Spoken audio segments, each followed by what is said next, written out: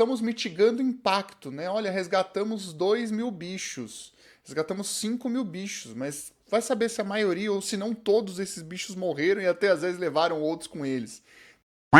Bom, pessoal, vamos ver agora um vídeo, fazer um tema que eu quero trazer para cá, um react de um vídeo do Richard com o Leandro Silveira. Leandro Silveira é o responsável lá pelo IOP, pelo Instituto Onça Pintada. É hoje o maior especialista de onça pintada que a gente tem, se não o maior, tá entre os maiores no quesito de produção de trabalhos e tudo mais. Então, tem alguns pontos interessantes aqui sobre a soltura desses animais que eu queria ver com vocês. Mas a questão é, quanto você gastou de dinheiro para soltar aquela onça? De dinheiro você gastou? Quanto custa a soltura de uma onça? Quanto custa? Por baixo, todo o processo. Mínimo. Porque você não pode soltar uma onça de qualquer jeito. Eu Tem que preparar ela. 1,5 milhão. O quê? R$1 milhão de reais pra soltar uma onça. Porque você tem que preparar essa onça. É um processo, Brasil. Não é abre as gaiolas. Eu gostaria que fosse assim. Os caras, vamos no zoológico, vamos abrir as gaiolas. Porque tem aquele filme do Sete Macacos lá. Como era aquele filme? 12 Macacos. 12 Macacos. É, que eles começam a abrir. Não é assim, irmão. Não é desse Assim jeito. funciona. Se abrir, morre Esse tudo. negócio de abrir e soltar, ele funciona pra mídia, desde que você não monitore o seu sucesso. Ah, tá. Se você não sabe o que colocar um aconteceu com o marcador, o que você faz? Você dorme e fala assim, não, legal, soltei, tá livre na natureza. Você dorme Pode tranquilo, ser, mas... Dorme tranquilo, mas pode ser que esse bicho virou pras costas aqui, ele morreu atropelado, morreu Uma comendo semana uma depois. casa. Então, esse é o problema.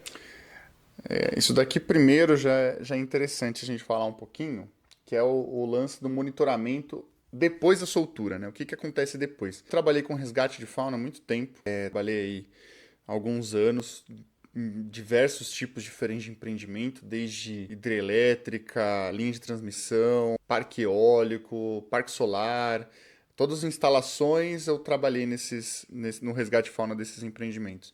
E o que a gente fazia? Qual que era o trabalho que a gente tinha lá como biólogo, como veterinário? A gente pegava os animais que apareciam, seja ele machucado ou bem. Se ele tivesse machucado, a gente fazia uma consulta, né? Tinha uns setas lá que a gente levava para os setas, o veterinário fazia alguma coisa até esse bicho receber alta. Quando esse bicho recebia alta, ou os animais que não tiveram nenhuma injúria, a gente levava para pontos de soltura que a gente escolhia, de áreas que não eram afetadas pelo empreendimento. Então, áreas que não são influenciadas diretamente, a gente tinha lá alguns pontos de soltura com diversos ambientes e fazia a soltura desses bichos lá. O problema que eu vejo, não tinha nenhum monitoramento depois que a gente fazia a soltura. Então a gente não sabe o que acontecia com esses bichos depois de soltar. Tá? E vou colocar isso aqui no ar um pouquinho e vou deixar eles falarem mais um pouco para ver se eles trazem outros tópicos que eu quero discutir também. É um outro problema que a gente tem, porque a noção simplista das pessoas, e principalmente urbanas, que não tem relação, que perdeu relação com a prática do problema, ela fala assim, isso é um problema aqui, pega ela aqui e leva para uma reserva. Primeira Emocional. coisa. Você mesmo soltou o bicho na Serra do Cachimbo. O Ibama adorava soltar bicho na Serra do Cachimbo. Por que a Serra do Cachimbo? É uma reserva do exército, que lá ninguém vai caçar lá, ela é protegido. Eu já tive essa discussão com o Ibama. Eu falei, vem cá, toda onça vocês falam solta na Serra do Cachimbo. Porque lá é protegido, ninguém entra caçar lá. Eu falei, cara, lá tem muita onça? Tive essa discussão com o cara do Ibama. Tem muita onça? Tem. Falei, então por que raios você vai fazer essa sacanagem com a população local? Se já tem muita onça, você mesmo falou que tem. Tem equilíbrio. E Você vai colocar um eu vou pôr indivíduo um lá, estranho cara? que um pode trazer uma doença, dois, vai entrar em confronto, vai né? espirrar de lá, ou vai ser morto de lá, ou vai matar um de lá, e você vai criar um caos no lugar que você falou que tá legal. Esse é outro ponto também bem interessante. Uma crítica também, né? O Ibama, quando ele abre concurso público, não é para pessoas da área. Então, não é um engenheiro florestal, não é um biólogo, não é um engenheiro ambiental. Na verdade, eles abrem para ensino superior. Então, não necessariamente a pessoa ela pode ter passado no concurso, porque ela decorou lá as leis, o que precisa para passar, passou, mas não tem um respaldo teórico, que é muito importante. E esse outro ponto é muito interessante, que é você pode ferrar a população da fauna local por ficar soltando esses bichos no lugar. Então, os resgates de fauna que a gente fez, todos que eu conheci, nenhum tem um estudo prévio das áreas para identificar a capacidade de suporte de cada área para fazer essas solturas. Não existe isso. O que existe é o monitoramento padrão do empreendimento, mas que nada tem a ver com o resgate de fauna. Você não tem marcação e recaptura, você não tem para ver qual o tamanho da população e quanto aquela região aguentaria. Então, quando você solta bichos lá, você tem competição por recurso, você tem briga por território, né? Tem bicho que é muito territorialista, que não vai permitir que outro bicho viva com ele. Você tem competição por fêmea, você pode levar um patógeno, tem um monte de problema que você pode ficar brincando de levar o bicho daqui pra lá, sendo que os bichos estavam bem lá. Ah, mas o outro tá detonando. Tá bom, mas mas você vai ferrar os bichos de outro lugar porque você tá ferrando uma área, né? Vai ferrar duas, sabe? O que era pra ajudar, você tá piorando ainda mais o cenário. Isso também é uma crítica que eu tenho. Tem um pesquisador lá da Austrália, tem uns trabalhos lá da Austrália que falam disso, né? Que ele cita isso, ele fala que hoje a gente não tem noção do impacto que é causado pelo resgate de fauna, e isso é visto pelas pessoas como estamos mitigando o impacto, né? Olha, resgatamos 2.000 bichos, resgatamos 5.000 bichos, mas vai saber se a maioria ou se não todos esses bichos morreram e até às vezes levaram outros com eles. Então a gente pode estar muito mais atrapalhando do que ajudando quando a gente faz resgate de fauna. Então tem que tomar muito cuidado com isso, eu acho que falta muito estudo. Vamos ver mais o que eles falam aqui. Foi por que você está fazendo isso? Só que sempre soltou, nunca monitorou. Mas é bonito pra a partir mídia. do momento que uma você coisa coloca o bonita. monitoramento, você descobre o quê? Que a onça andou 1.000 quilômetros, foi para lá. Quando uma onça está num lugar, imagina, a primeira onça que foi solta no Brasil, monitorada com colar GPS, foi a gente que soltou. Foi uma onça que veio do Mato Grosso, foi atropelada, recuperou uma onça pintada, fêmea, adulta, recuperada, e levaram pra gente e falaram, não soltei essa onça. Eu falei, beleza, vou colocar um colar GPS nela. Colocamos um colar GPS nessa onça e fomos para esse lugar na beira do Araguaia com essa visão. Se eu fosse uma onça, eu moraria aqui. Olha que lugar! Show. Aqui é show, é o lugar que a gente moraria? acampava lá e tal. O que essa onça fez? Soltamos essa onça lá, aqui a Vale do Rio Araguaia. Essa onça, no primeiro dia, o colar GPS mostrou um ponto no meio da lavoura de algodão. Que é uma coisa morta, uma lavoura de algodão. Nada como algodão, né? Não tem nenhum bicho lá. Falei, o que ela tá fazendo ali? Segundo dia, a lavoura de algodão. A gente foi pra lavoura de algodão e ficava circundando ela. Falei, caramba, ela tá aqui no meio dessa lavoura. Ninguém tinha coragem de rolar a pé pra ver se ela tá viva ou morta, mas o ponto ficava dando parada lá. Terceiro dia, no quarto dia, ele falou assim, essa onça tá morta na lavoura de algodão. Não tem lógica. E a gente falava, caramba, mas a gente achava que ela ia pra cá, descer o rio, e ela veio pro lado oposto. Aí, naquela noção ainda infantil, né? Ingênua, né? A gente era criança. Nossa, sorriso, a gente não para de comer. Ela deve estar procurando o Parque Nacional das Anas. Como que ela vai saber, né? Como que ela sabe? Uma onça era do Mato Grosso. Como é que ela sabe que tem um parque ali? Sabe perguntar. Não tinha Google Maps nessa época. Não, peraí. Você não vai me ridicularizar, né? A onça pedindo Não, carona. porque né? você era um cara que tinha começado, não sei o quê. E esse é o grande problema, porque esse é o sentimento que a maioria das pessoas olha através desse... É um olhar romântico. Desse prisma, né? É um olhar romântico, Vilela, entendeu? Vou falar bem baixinho aqui, mas tenho que concordar com o Richard aqui. Cara, eu acho que isso é um ponto também muito relevante, a humanização que a gente tem, né? A gente imagina o que é bom pro bicho a partir do que a gente acha que é bom pra gente, ou que a gente imagina que é bom pra ele, ponto, né? Então, isso acontece muito, assim. E é difícil a gente tirar isso. É muito complicado a gente eliminar isso do nosso julgamento, né? Quando a gente olha. Isso ia para todo mundo, né? Minha sogra, quando a gente foi viajar esses dias, veio aqui, ficou com dó da gatinha que tinha ficado aqui, né? Ela veio cuidar dela e deixou a luz acesa. Não, tadinha, vai ficar no escuro. Mas, pô, é um gato, ele tá cagando. Pra ele é melhor ainda escuro. Só que é isso, né? As pessoas acham que o melhor é o que seria melhor pra ela. Tipo, uma pessoa não gostaria de ficar no escuro vários dias, não, porque tinha janela, né? Ela ia ter luz durante o dia, durante a noite ia estar escuro. Mas ela assume que, tadinho, vou acender a luz pra não ficar sozinho no breu. E é super compreensível, obviamente, mas pro bicho, ele às vezes até mais atrapalha que ajuda. E foi o que aconteceu, provavelmente, né? Esse bicho aí, ele não queria ficar lá. O Araguaia, aquela região que ele soltar, devia ser totalmente diferente do ambiente de origem dela. A onça, ela aprendeu, né? A onça, ela ocorre em praticamente todos os biomas brasileiros. Se essa onça for de um ambiente de área aberta, você solta ela no meio de uma floresta, ela vai se sentir perdida. Ela não sabe caçar, ela não sabe achar. Achar água até dá porque estava do lado do Araguaia, mas ela não sabe se virar dentro de uma floresta. Ela aprendeu a viver num ambiente aberto, né? Então, essa romantização é muito complicada. Lá no Butantã, por exemplo, o pessoal cria as cobras lá, eles deixam as cobras em umas caixinhas, tem só um potinho para ela beber água lá, lugar para ela ficar escondida, acabou, sabe? E para ela tá ótimo. Ela não precisa de mais, não precisa de um monte de coisa. Enriquecimento ambiental, na maioria das vezes com esses bichos, ele não é tão efetivo quanto para um mamífero, por exemplo, eventualmente, né? Então, e mesmo para o mamífero tem que tomar muito cuidado, que não é porque é mamífero que é igual a gente. Aí, o que aconteceu? Depois de 4 dias, ela voltou pro ponto que a gente soltou, à beira do rio, e pegou rumo ao Mato Grosso e tocou reto, beirando o rio Taquari. Foi Sei. embora. Ela andou 374 quilômetros até ser morta numa fazenda predando gado. E disso nós fizemos mais 2 outras onças que foi pegando no Pará. Foi soltura, isso? Foi uma soltura. Foi a primeira soltura com Você colar gastou GPS. R$1 milhão. Só não entendi esse R$1 milhão que eles falam. Por que é R$1 milhão? Tipo, tem um colar, tem um gasto, mas, pô, R$1 milhão é muita coisa pra soltar uma onça. Só se ele tá levando em conta, tipo, o tempo que ela ficou lá e tudo mais, o tempo de reabilitação. Mas aí, de qualquer jeito, se o bicho ia ficar lá, né? O fato da soltura em si, talvez só o transporte, mas mesmo assim não é possível que é tão caro assim. Mas se ele tá falando, eu nunca fiz uma soltura de onça, então... O que isso ensinou? Isso foi a primeira soltura que ensinou. Foi assim, engraçado. Primeira coisa, a gente falou, pô, por que ela não ficou ali? Caramba, ali era tão legal. Ali eu nunca vi onça, não devia ter onça, tava vazio. Aí falou, peraí, tem mais coisas que orientam esse animal para estar ou não estar no ambiente. Aí soltamos outra onça em Carajás, uma reserva que é mantida pela Vale, lá no Pará. Esse lugar eu já trabalhei lá, é lindo lugar. Serra dos Carajás lá é muito bonito.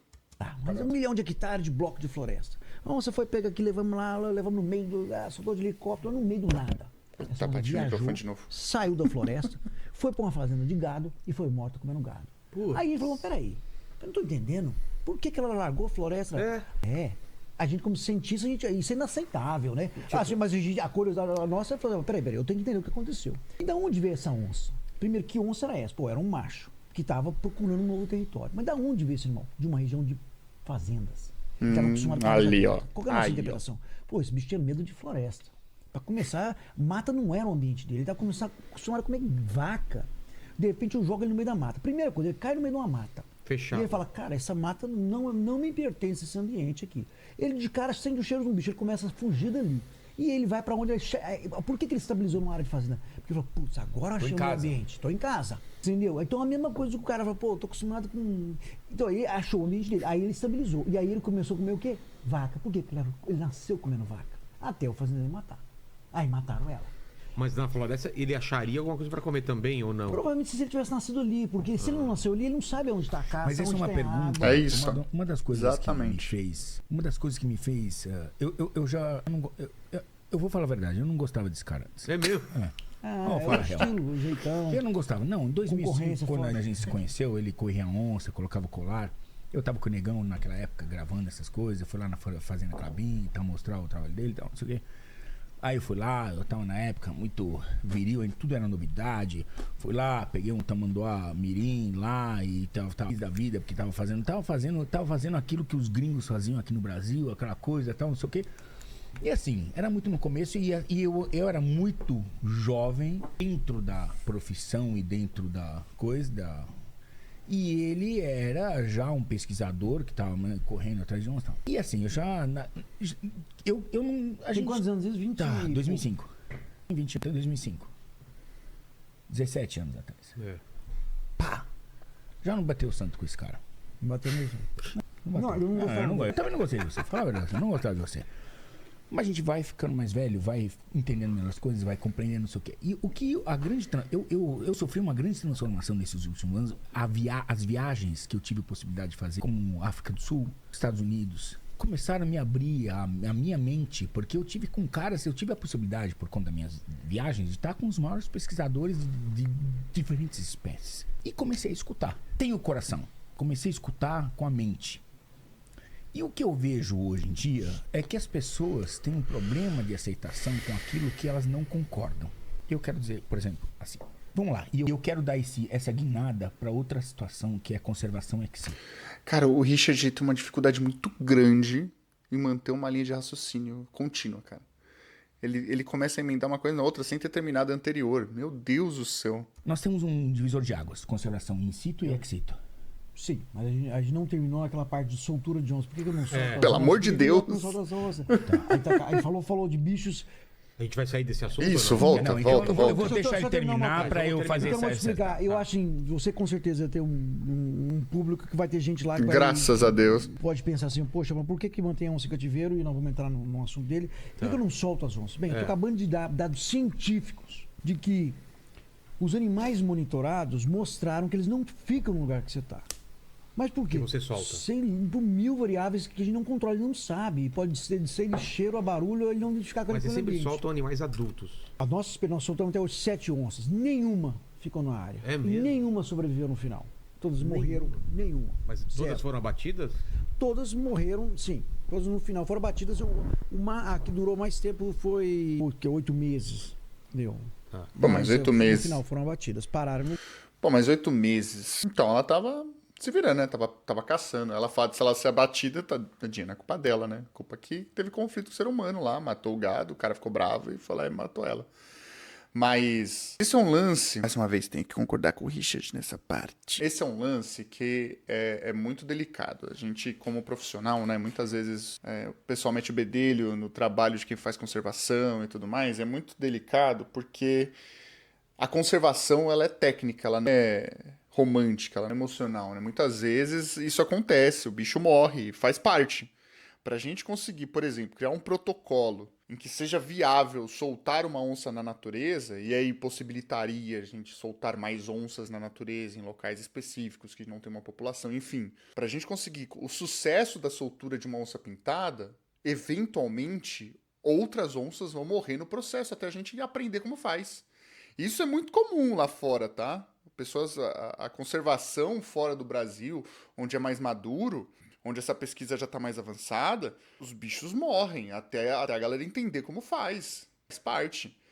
Aqui no Brasil também aconteceu algo mais ou menos nessa linha com o mico-leão-dourado, né? Mas lá fora isso é muito comum. O cara vai tentar, vai dar errado, vai tentar, vai dar errado. Os pesquisadores, as pesquisadoras vão lá, não vão conseguir de primeira. O que aconteceu, o Leandro tá contando exatamente esse caso, né? O primeiro que eles soltaram, erraram de cara, assim. Viram que estava completamente errado a forma como eles estavam fazendo. Depois, na segunda vez, eles já tinham uma expertise já muito melhor. Já sabiam que não adiantava soltar onde eles queriam. Tinha que soltar da onde a onça veio, né? Se ela veio de uma área aberta, de uma área não florestal, não adianta você soltar lá na floresta, que não vai saber se virar. Não vai aprender de um dia para o outro, né? Pegar uma pessoa que, sei lá, um cara que mora no Polo Norte, um cara do Alasca, que está acostumado a a pescar no gelo e fazer ele morar como ribeirinho na floresta amazônica, ele vai morrer de fome, não sabe nem por onde começar, e vice-versa, sabe? É muito difícil, são pequenas expertises que o bicho não vai conseguir se virar de uma hora para outra, ele vai começar a procurar o lugar parecido de onde ele veio. Então esse é um dos detalhes. E tem muitos outros também, como ele falou, são muitas variáveis. Isso eu concordo muito com o Leandro Silveira. São muitas variáveis. Mas, para a gente conseguir, se a gente quer tentar criar um protocolo para fazer o negócio dar certo, é tentando. E eventualmente o bicho pode morrer com isso, né? Faz parte. Mas aí depois que dá certo e cria-se um protocolo, fica muito mais fácil. E o que vocês aprenderam com isso? Que o animal não fica no lugar que você solta. Então essa ideia de soltar num lugar é romântica, bonitinho e tal. E o que a gente aprendeu? Que é caro monitorar isso. Então o que a gente aprende rapidamente? Que na verdade, é um consenso científico mundial entre os conservacionistas, pessoas que trabalham com fauna, com manejo de fauna. Que é muito mais barato eu prevenir do que remediar a situação. Exato. Ou seja, a regra é o seguinte: antes de soltar um bicho, eu tenho que descobrir por que ele está saindo da natureza. Ele está saindo porque tem conflito, porque estou matando, porque ele tem uma estrada. Poxa, ou eu resolvo aquele problema, não faz sentido eu soltar um. Eita. Deixa eu voltar aqui. Então, acho que é exatamente isso. Eu trouxe, não sabia que ia falar tudo isso, né? Mas esse vídeo do Leandro falando sobre a soltura de onças, eu concordo plenamente. Isso vale para programas de conservação não darem certo, isso é comum. Tentativas, o pessoal tenta reproduzir certos animais em cativeiro, não consegue. Pô, o pessoal do Butantan tenta reproduzir láqueses em cativeiro faz 1000 anos, agora que conseguiu reprodução de um bicho, que é a surucupa pico de jaca. O Aníbal lá tentou, a vida dele inteira, foi um ótimo pesquisador, teve uma contribuição gigante, morreu sem conseguir reproduzir bicho em cativeiro. Quantos devem ter morrido, quantas tentativas, não sei, ovo que não vingou e filhotes, até eles começarem a aprimorar as técnicas, entender o que faz sentido ou não. Tem um trabalho também da Cibele, lá do zoológico, que ela fez a reprodução da Synax de Alcatraz, que é o Loligon agora, né? O Loligon lá de Alcatraz, que também foi várias tentativas até entender que precisava de uma nebulização para o bicho se reproduzir. Então são vários detalhes que você só aprende tentando. E quem trabalha com conservação sabe disso e não tem medo de tentar. E as pessoas têm que entender que faz parte. É igual, sei lá, esses tempos, inclusive, saiu uma crítica muito forte à IOP. O pessoal caiu matando, né? com eles, porque falou que tinha bicho morrendo lá. Porque eram setas, acho que é setas, né? Lá, não sei se enquadra nessa categoria, mas eram setas, e dentro desses setas, muitos bichos morriam. Pô, mas isso é normal, né? Dependendo do bicho que chega num setas, você não tem nada sobre aquele animal, você não tem nenhuma informação sobre ele. O bicho morrer faz parte. E o que é interessante, se você pega um local onde você desenvolve pesquisa, onde você pelo menos divulga informação, divulga dados, você consegue fazer com que essa morte não seja em vão, porque você falou, ó, tentei isso e não deu certo. No outro eu tentei isso e deu. E aí, na próxima pessoa que pegar, você vai ter lá o seu artigo publicado, por exemplo, o seu resumo de congresso, enfim. E aí você vai conseguir chegar a esse resultado e conseguir um sucesso. Então, isso é muito... Trabalhar a conservação é muito difícil, assim, nesse sentido. E pensando no resgate, né, mais uma vez, voltando para a área que eu atuei bastante, eu ainda coloco como crítica, assim, muito grande. Eu acho que o resgate no Brasil, quiçá no mundo, como ele é feito, ele mais atrapalha que ajuda. Não tem como eu bater o martelo nisso, porque a gente não tem dados do quanto impacta ou não impacta, ou melhora. A gente só tem dados de que soltou tantos bichos. O que aconteceu depois? Ninguém sabe. Se os bichos se deram bem, se os bichos atrapalharam quem estava lá e acabou que morreu todo mundo. Ninguém sabe o que acontece. O que falta é as pessoas irem atrás, fazer pesquisa em cima disso, acompanhar uma equipe que faz resgate de fauna antes e depois, e acompanhar depois o que acontece com as populações, porque nem sempre o que é bonitinho para os olhos, o que é do coração, faz sentido para a conservação.